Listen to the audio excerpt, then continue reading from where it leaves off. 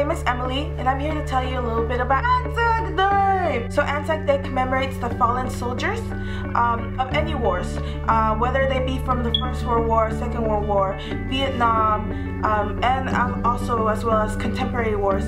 It encompasses all soldiers that have been lost of all wars that Australia has fought. So that's the modern take on what is Anzac Day. This is coming from a Mexican-American experience. So as an American coming here and seeing this day, it's helped me formulate like an idea of the Australian identity, as well as bringing these issues that I've learned from my class Australia Today into what does it mean to be Australian. That's the question that we must ask ourselves when we go and see Anzac Day, when we go commemorate the soldiers that have fallen. So on April 25th, 1915, Australian, New Zealand, and British troops landed on the Gallipoli Peninsula of Turkey.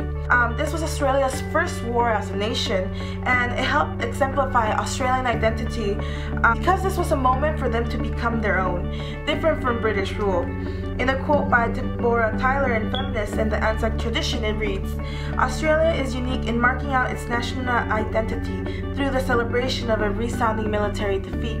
The purpose of the landing was to eliminate the Turkish land and sea defenses during the Great War, or aka World War I. They were massacred by the poor planning and miscommunication of the British.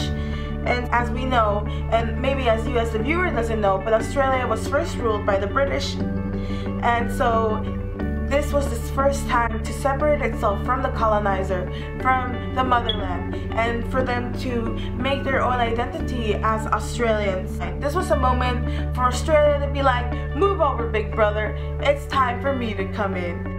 War correspondents such as British C.E.W. Bean helped to change the meaning of the battle. He really exemplified Australian identity and Australian fighting power. A quote taken from the article Anzac Legend, Lloyd Robinson states, "These men reflected the egalitarian colonial origins of Australia, were direct and straightforward in their dealings with each other. They could and did fight like threshing machines when they had to, showed up all other soldiers, especially the British, to be lacking in initiative and go, revealed that they were rather undisciplined when that discipline was merely a formality." So these are ideas of Australian identity, such as this idea of mateship, egalitarianism, courage, anti-government and anti-authority, indifference, resourcefulness, and rooting for the underdog.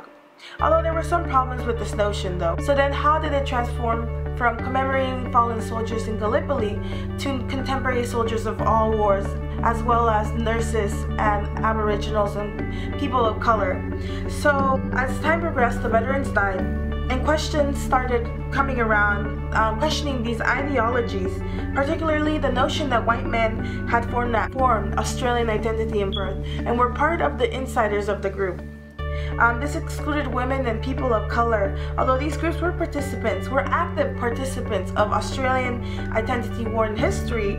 In Lest We Forget by Clemens Dew, the author states, "The relative lack of commemoration and recognition of indigenous histories of war illustrates the fact that such histories are not accorded the same importance nor legitimized to the same extent as white Australian participation. Some scholars argue that by doing that, Australians have also failed to recognize their own history of massacre against the Aboriginals."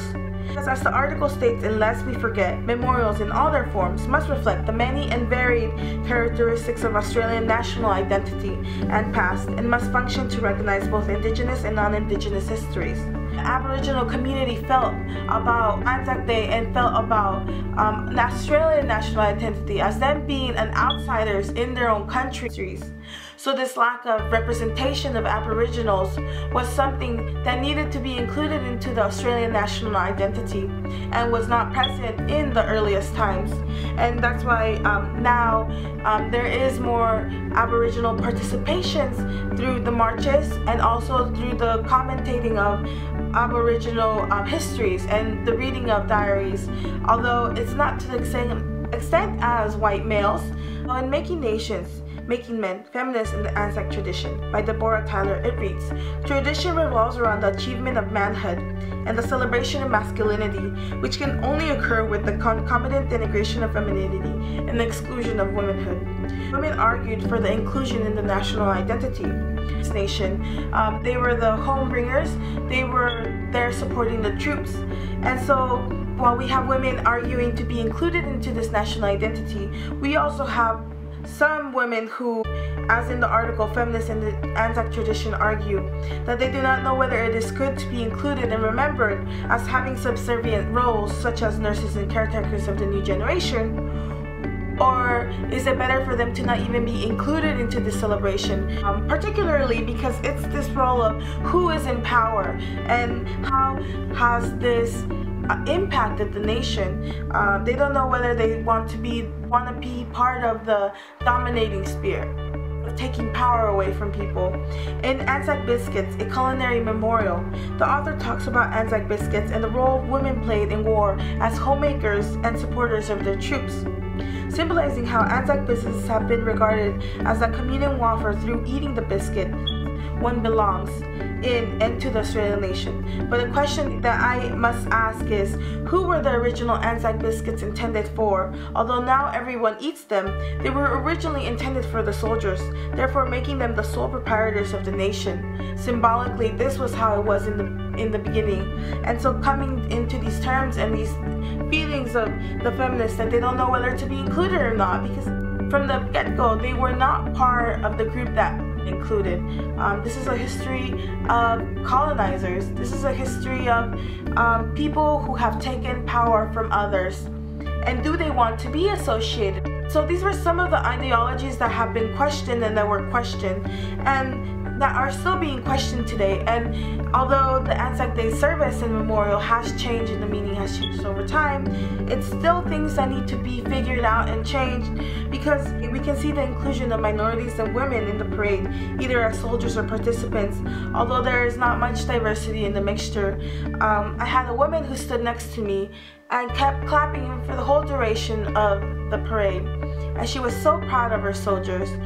When I told her, hey, I'm an American and I'm here and you know, I'm just seeing how everything's going, she was like, this is a commemoration. And I felt like she had to guard the meaning of Anzac Day. It was very nationalistic, and how she took a submissive role as the cheerleader for her troops. And so it was interesting to see that kind of dynamic of like patriotism, because although I am American, I don't feel that I am very patriotic. So as it says in the social genesis of Anzac nationalism, in the power of nationalism through Anzac, as it says in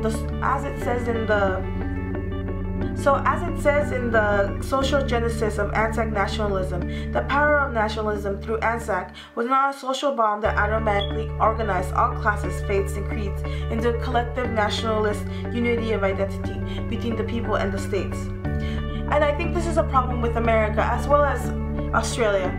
The government cannot just come in and change people's ideologies, change histories, change cultures in the blink of an eye. Just because you change a law doesn't mean that the people who follow that law will follow what it says. These are issues that are like being worked on through the background of Anzac Day and how it has come to be what it is today. So how does the younger generation connect to this day? And so because of the advent of technology and traveling, it is now very easy for people to travel. So young Australians are traveling as pilgrims to these sites of remembrance and hopefully thinking more critically about the past. Although some use this as a day to party, in Ghost of Gallipoli it reads, the time young travelers spend on the peninsula is often described as an educational experience. It made me realize that there is more than one perspective on the past. There's a new resurgence of like national identity and of people traveling to these sites.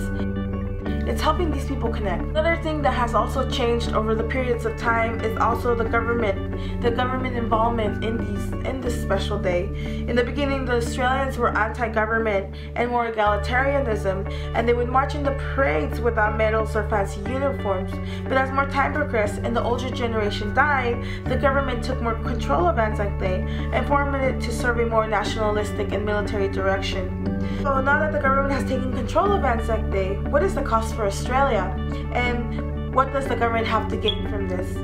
In the social genesis of Anzac nationalism, it reads, Anzac right continues to be conceived as homage by the state. The state, in honoring the fallen, asserts a complementary identity of people.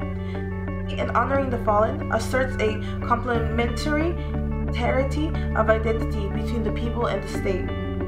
So, through the fact of them militarizing Anzac Day and making it less egalitarianism and making it more about the state, what are the plans that they can set into motion to change people's ideas of war? And how does this change Australians' national sense?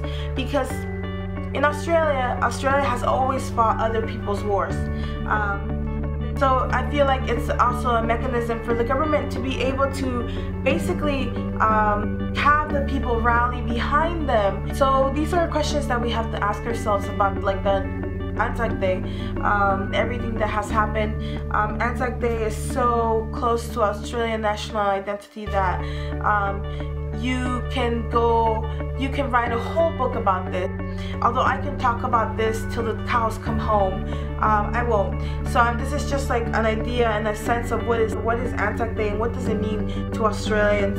Anzac Day has come far from its original roots of commemorating fallen soldiers in Gallipoli and taking its first steps in forming an Australian identity, to contemporary times of remembering all fallen soldiers of war, including women and Aboriginals.